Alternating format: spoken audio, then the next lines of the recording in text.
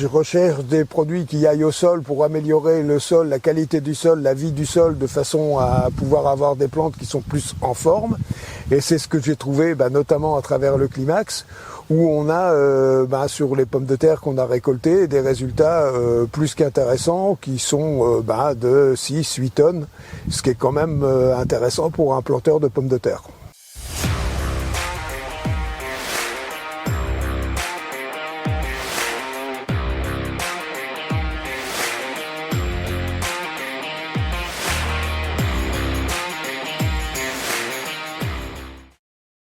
Rien à foutre, j'aime pas le maïs, j'aime pas la désert. J'aime mieux le lin et les patates. Bonjour à tous, du coup aujourd'hui on est avec Richard Bessin. Bonjour Richard. Bonjour. Merci de nous accueillir ici.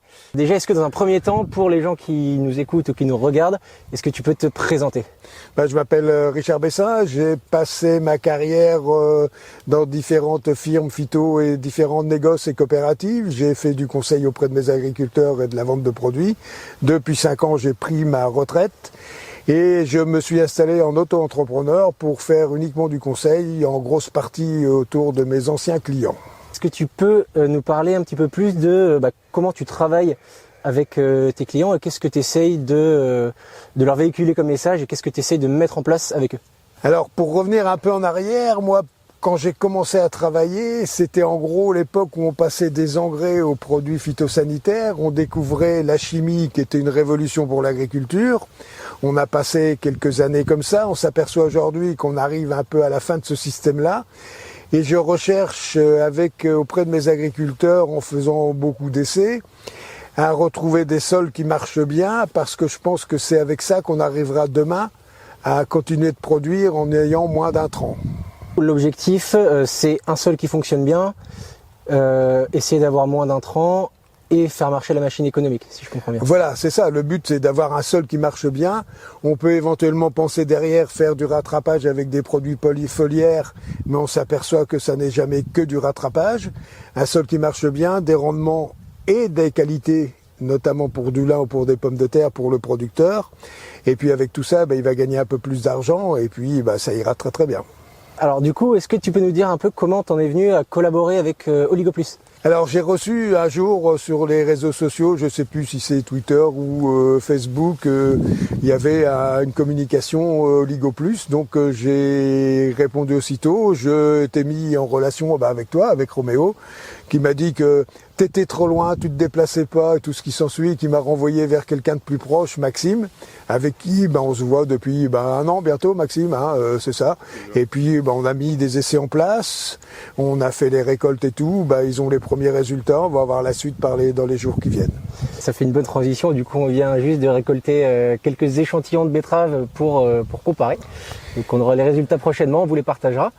Du coup par rapport à ces essais, quelles sont les choses intéressantes selon toi à partager?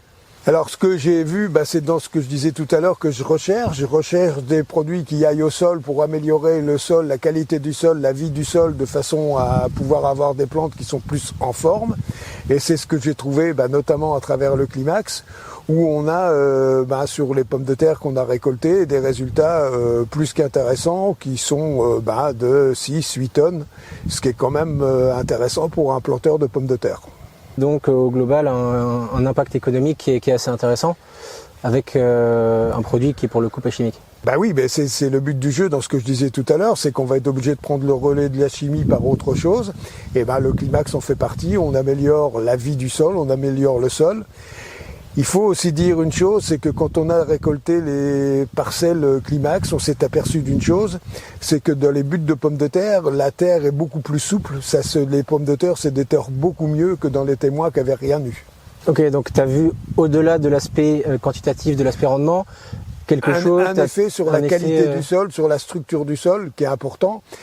Et quand on est en Seine-Maritime ou en Picardie, avec des récoltes de pommes de terre dans des années humides comme cette année, avoir une terre qui s'en va beaucoup mieux que sur les pommes de terre, c'est quelquefois 1 hectare ou 2 de plus à la fin de la journée. Et à la fin de la campagne, ça compte. Quand un agriculteur te contacte et qu'il a envie d'aller dans cette démarche-là, mais qui ne sait pas vraiment par où démarrer, Comment tu t'y prends? Qu'est-ce que tu lui dis? Alors déjà, j'ai l'habitude de toutes les fin novembre, début décembre, de faire des réunions, 2 ou 3 réunions d'agriculteurs avec 8-10 producteurs à chaque fois, pour présenter les résultats d'essais que j'ai faits. Et il y a longtemps que je leur ai montré que la seule chose qui était intéressante pour eux, où ils étaient le plus sûrs de gagner de l'argent, c'était en passant par une évolution de leur sol, une évolution de la qualité de leur sol. Donc voilà, à partir du moment où on a montré ça, qu'ils voient les résultats d'essais, eh ben ça s'est passé sur des produits par les années dernières où ils ont commandé les produits à leurs distributeurs. Ok, donc tous les ans, une réunion tous les ans, une réunion pour présenter les résultats. Je prends les agriculteurs un peu par des gens qui se connaissent, pas par groupe d'affinité, parce que ça fait des réunions plus sympas. Et puis ça permet de discuter un peu plus. Et tous les ans, à partir des résultats qu'ils ont vus, eh ben, ils vont passer derrière les commandes aux gens concernés. Donc tu parlais un petit peu de la fin d'une ère chimique. C'est quoi pour toi ta vision de l'agriculture pour le futur? Alors il y a une chose qu'il faut faire comprendre aux producteurs, c'est que le jour où on va quitter le chimique et qu'on va aller vers autre chose, qu'on n'aura plus de chimique, on va forcément avoir des pénalités. Aujourd'hui, quand j'ai un problème sur une culture, je prends un produit chimique, j'ai une solution tout de suite. Il faut savoir que demain, quand on va sortir de ça, on va être obligé de tout anticiper. Ce qui est un raisonnement complètement différent. Et c'est ce qu'il faut faire comprendre à l'agriculteur, c'est que demain, il faut savoir qu'en fonction du temps, de la culture qu'on a, eh ben, on arrive à une période où on va avoir tel risque sur la culture, et à partir de ce moment-là, on va anticiper d'amener des solutions non phyto, des solutions de nutrition, qui vont permettre à la plante de se défendre par elle-même. Demain, on va y arriver que comme ça. J'ai fait déjà des essais là-dessus sur des différentes cultures, des pommes de terre et autres.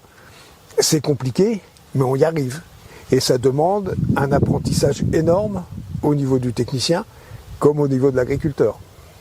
Les agriculteurs du coup qui te contactent et avec qui tu mets ces choses en place, généralement, ils mettent combien de temps à vraiment prendre en main cette démarche et avoir des résultats visibles à la fois sur leur sol et sur leurs plantes? Les agriculteurs, on parle toujours des agriculteurs, mais chaque agriculteur est un cas particulier. Tu as des gens qui vont rentrer dans la démarche très vite et qui vont rentrer dans la démarche en l'espace de 2 ans, 3 ans, qui vont avoir assimilé ça. Et tu as des gens chez qui ça va beaucoup moins vite pour tout un tas de raisons, ou peut-être parce qu'ils parlent de sols beaucoup moins bien entretenus, beaucoup plus appauvris, et ça va demander plus de temps. Et puis, il faut savoir que pour l'agriculteur, changer de démarche, c'est aussi prendre un risque financier. Hein. On sait très bien que le jour où on va quitter le monde des phytos, la première chose qu'on sait, c'est qu'on perdra forcément un peu de tonnage la plupart du temps. Il faut aussi assimiler ça et se mettre dans la tête d'agriculteurs qu'on a éduqués depuis 50 ans à faire le rendement maximum, que là, il va falloir qu'ils cherchent un rendement économique et non plus le rendement maximum. Tu veux te lancer, on s'installe à table. Moi, je connais toutes les parcelles de mes agriculteurs, donc on choisit les parcelles où les cultures et les parcelles où tu vas commencer à faire ça. Comme je connais toutes les parcelles, je veux qu'ils commencent en mettant tous les atouts. Je veux dire, on va pas commencer par les parcelles les plus difficiles. On va commencer par des parcelles qui vont déjà bien, de façon à leur mettre le pied à l'étrier et qui commencent à avoir des résultats rapidement. Quand ils auront eu des résultats sur ces premières parcelles-là, je pense qu'après, ils feront la démarche pour aller vers des parcelles plus difficiles petit à petit. Mais ils ont besoin d'intégrer ça dans leur tête, que c'est une démarche différente et qu'il faut rentrer dedans.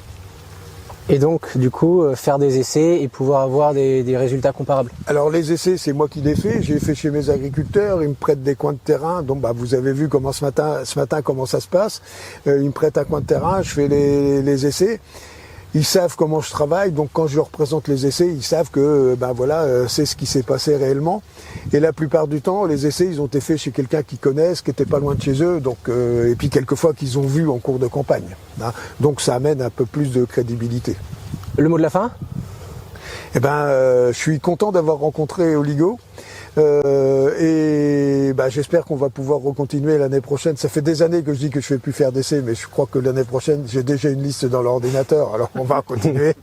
Et j'espère qu'on pourra revoir prochainement avec Maxime ce qu'on peut faire pour l'année prochaine, au vu des résultats de cette année, et puis de nouvelles idées que je pourrais avoir ou que vous pourriez avoir sous le coude. Super, merci beaucoup. De rien. Merci beaucoup pour cette conclusion. Si vous voulez des détails, notamment sur les résultats d'essais, n'hésitez pas à nous contacter. À la prochaine!